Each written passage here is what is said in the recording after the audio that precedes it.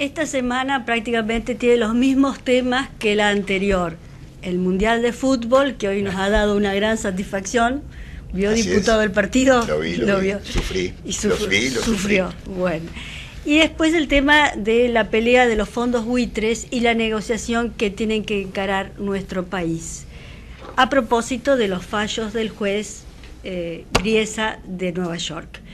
Y tenemos esta noche un amigo de la casa, el diputado Ricardo Olivera, diputado justicialista, de una larga trayectoria en el justicialismo y que ha ocupado cargos tanto en el Ejecutivo Provincial como en la legislatura, y que además es doctor en Ciencias Económicas y ocupa y ejerce la cátedra en la Universidad Nacional del Litoral. Gracias por estar con nosotros. Y la idea era analizar desde el justicialismo cómo está la economía argentina. Bueno, gracias por invitarme. No pude recibirme de doctor en Ciencias Económicas, pero he hecho algunos posgrados y lo quiero aclarar porque es bueno saber la verdad. Y sí, históricamente, además de ser contador, he hecho algunos posgrados y demás, pero bueno, es una asignatura pendiente. Que todavía me quedan algunos años como para intentarlo. Okay. Mira, Teresa, yo creo que la economía argentina... en la economía argentina se han generado cambios estructurales muy profundos, más allá de que uno puede estar más o menos de acuerdo en estos 10 años. Es decir, cuando vos encontrás una economía que ha consolidado mucho el mercado interno, que no es un dato menor, todas las experiencias mundiales muestran que los países, cuando logran algún crecimiento importante, algún desarrollo, tienen un mercado interno fuerte. Y la Argentina lo ha hecho en los últimos años, en estos gobiernos, a partir de un incremento del consumo, algunas restricciones a los niveles de importación que han permitido sustituir importaciones, un modelo que siempre el justicialismo lo llevó adelante, lo hizo con Perón, lo intentó en la década del 70, retomó el rol del Estado, un papel activo, más allá de algunas cuestiones que uno pueda observar como mayor o menor eficiencia, pero el Estado se metió de lleno en la economía y esto ha generado algunas cuestiones como un aumento de la ocupación, un crecimiento del Producto Bruto Interno hasta el año 2009 realmente significativo, ha generado una distribución del ingreso interesante, en tema de desocupación 7-8% no es un dato menor. Pero bueno, nosotros tenemos una restricción que es el frente externo, que esto tiene que ver con nuestra deuda en un primer momento, pero también tiene que ver con las necesidades que tenemos del sector externo. Acá hay 2 o 3 sectores que implican importantes niveles de importación. Energía, creo que. Energía es uno, la industria electrónica es otro, la industria automotriz. Y esto no es un tema menor, porque ese tema sí estructuralmente la Argentina tiene un cuello de botella todavía no resuelto. Y ahora, diputado, ¿es el mismo modelo del 2003? ¿El mismo modelo que se inició? Sí, con Kirchner. ¿Es el mismo modelo ahora? Yo ¿o el tema del déficit? Bueno, no, con respecto al sector público. Sí, no, es cierto. Si algo tenía el presidente anterior era una profunda defensa del superávit fiscal. Pero yo voy a dar mi teoría, y esto no tiene que ver con una defensa del gobierno ni con una cuestión partidaria. Yo siempre le digo, por lo menos a mis alumnos, que el déficit fiscal en sí mismo no es malo, todo depende para qué se usa. Si yo es como la empresa, si yo me endeudo para ir a jugar al casino, seguramente me va a ir mal. Pero si yo me endeudo para una inversión productiva, lo más probable es que en el mediano y largo plazo me vaya un poco mejor. Con el déficit fiscal es lo mismo, en todo caso discutimos si está bien el déficit que tenemos de más, pero no necesariamente el déficit fiscal es malo en sí mismo. Estados Unidos lo ha demostrado, uno de los países que históricamente ha tenido más déficit fiscal, pero claro, tiene que ver con la posibilidad de invertir, de hacer crecer algunos sectores, pero bueno, cuando vos tenés un déficit fiscal que no es demasiado... Ahora, yo quiero volver a lo que usted marcaba, porque me parece que es clave en esto, ¿no? La Argentina creció, fue importante, ahora, descuidó estos 3 sectores, digamos, porque hemos perdido el autoabastecimiento energético, quizás por un gran consumo, se infló el consumo y no hubo cómo... Está claro. Y 2 sectores que el gobierno se ocupa mucho en desarrollar, que es la industria electrónica y la industria automotriz, que no tiene autopartes o que no tiene un nivel de autoparte importante y no lo han crecido. Me parece que esos son digamos, déficits fuertes del modelo que conducen a este déficit externo y a esta situación. Sí, que creo que hay una doble causa, ¿no? Uno que es el crecimiento de la demanda de energía y demás, y tal vez es cierto algún déficit en las políticas públicas vinculadas a estos sectores, porque esto a lo mejor se podía haber previsto. Ricardo, ¿se puede obviar la globalización? Si no se puede obviar. Sí, no, se puede obviar, digo yo.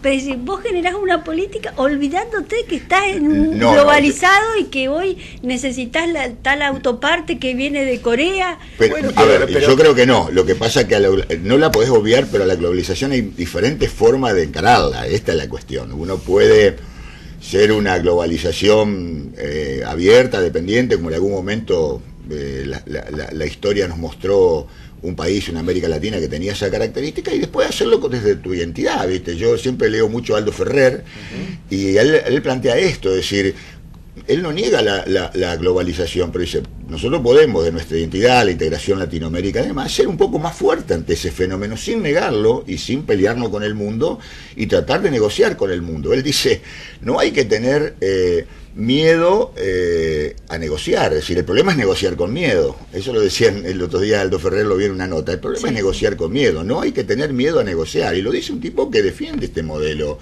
Pero entonces, a ver, volviendo a esto, creo que la globalización no la podemos negar, el tema es cómo nosotros nos paramos ante la globalización, y ahí, bueno, esta es una discusión de economía estructural que no es un tema menor, ¿no? Ahora, volviendo al inicio, ¿cómo impacta este tema de los bonistas o de los buitres en la economía? Yo personalmente... En la economía diaria de todos los días, ¿no? Digamos.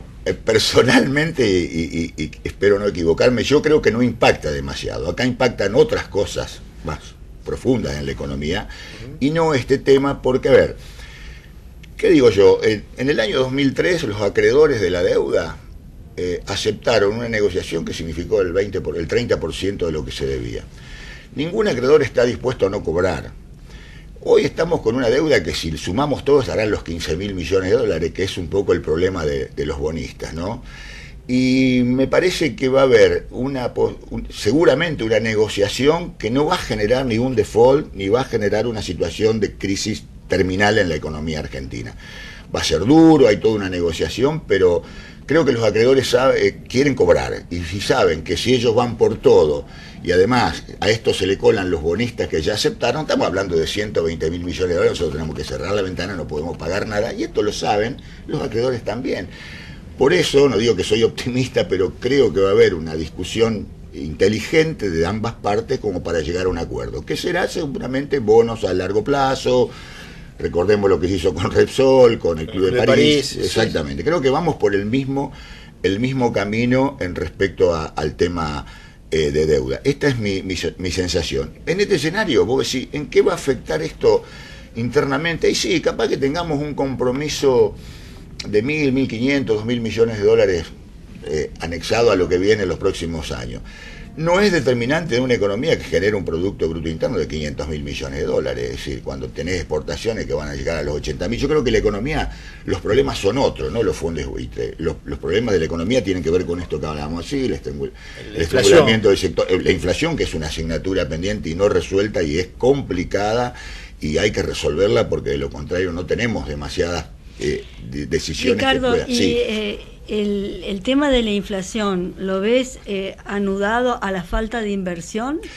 Lo que ocurre es que, a ver, con la inflación hay varias cuestiones que hay que analizar. Es decir, la inflación tiene un componente monetario, que es cierto, uno cuando emite y tiene un gasto público excesivo puede llegar a ser una causa, pero también tiene un componente estructural, que tiene que ver con esta imposibilidad de aumentar la oferta de bienes, porque a mí no me preocupa que haya más dinero circulando, a mí solamente me preocupa que haya más bienes para ofrecer, por lo tanto el equilibrio de los precios se empieza a lograr. Entonces esto tiene que ver con la inversión. Cuando vos no lográs que la inversión crezca, entonces esa oferta de bienes se estabiliza y los precios sí pueden llegar a subir. Y creo que esto es una cuestión estructural, que se resuelve con inversiones y con cambios estructurales.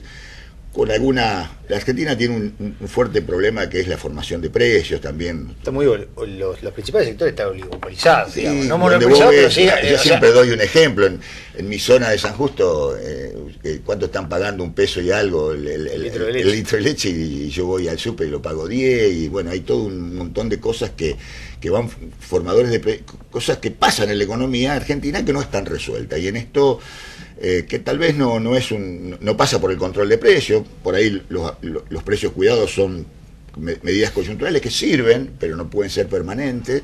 Creo que hay que intensificar algunas cuestiones que son estructurales. Y siendo un estudioso así de la economía, ¿qué te parece que tiene que cambiar? Mira, yo creo que acá hay que generar algunas condiciones, fundamentalmente en el sistema financiero.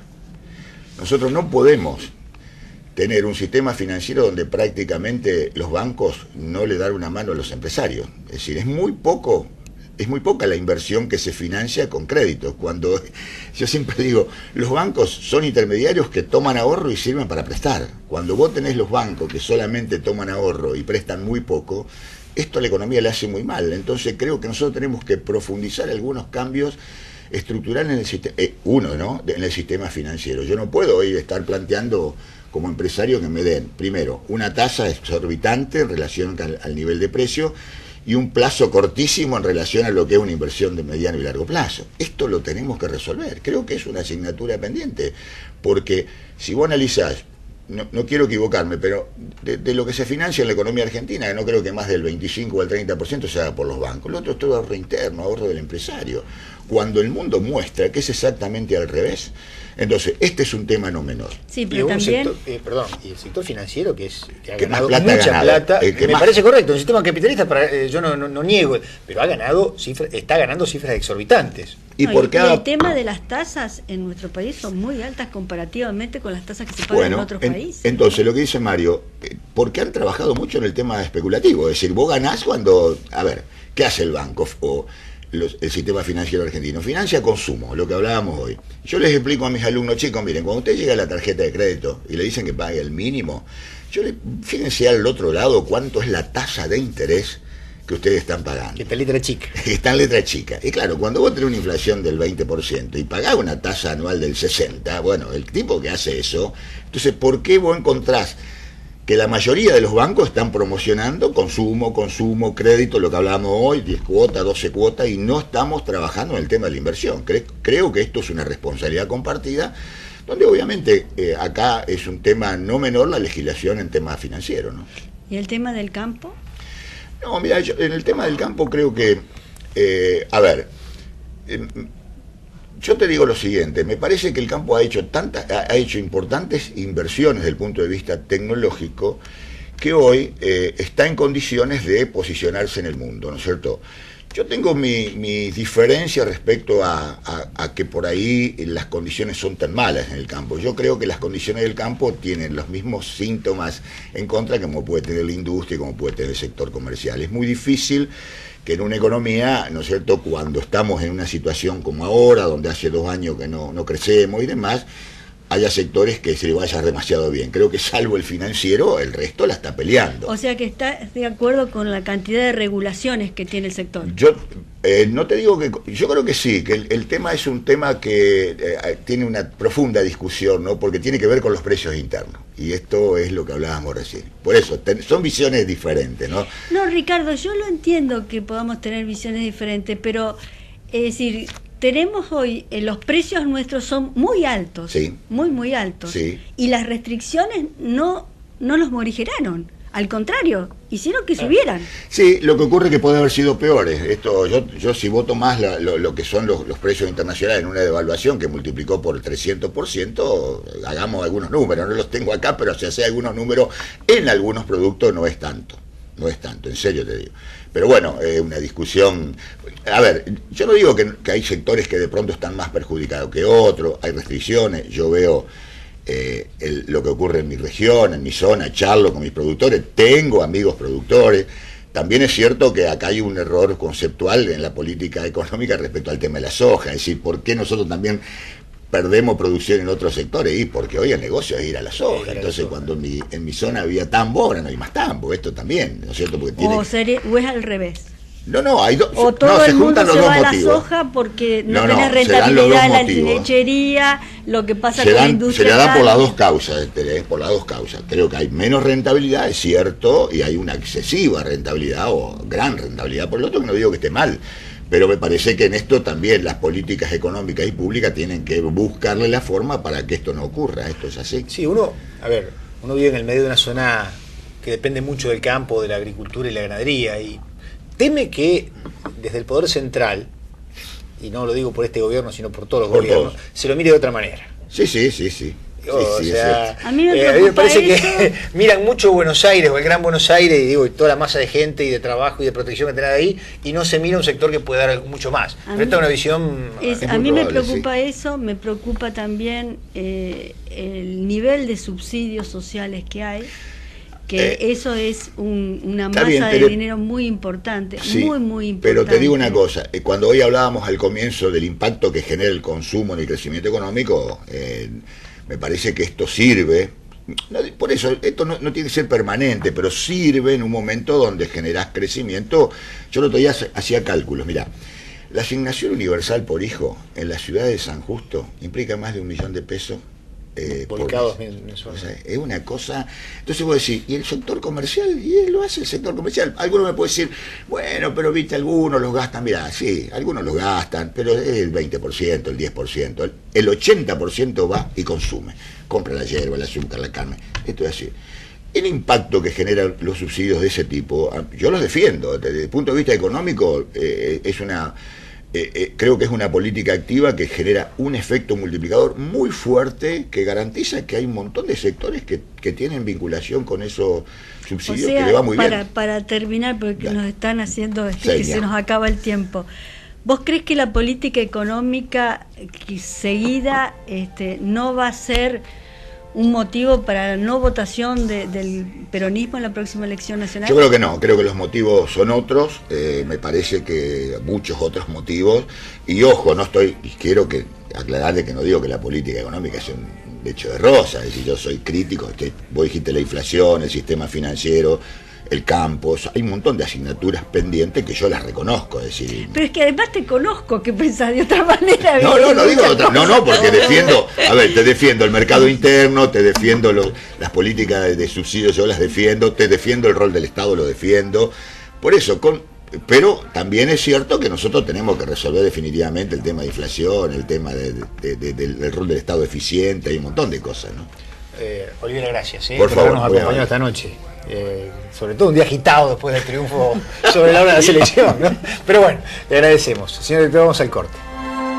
The colors of the rainbow, so pretty in the sky.